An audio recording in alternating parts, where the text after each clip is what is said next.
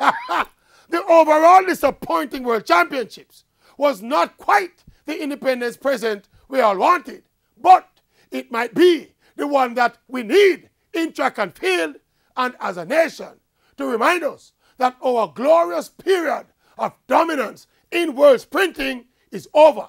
Not only is Usain Bolt himself leaving, but the inspirational and motivational Bolt effect is gone.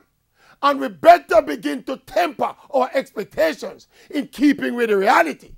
And it extends to the dampening of the national mood in this independent season, which also might be a blessing in disguise.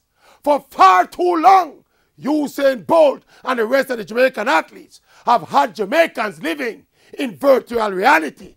It's time for us to get back to actual reality.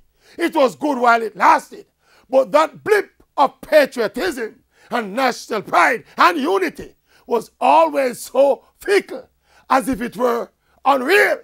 And if we had that fairy tale ending to the Usain Bolt story, maybe we would be lured to another phase of false invincibility, which would have us thinking there are many more Bolts in the pipeline to prolong our imaginary escape from reality.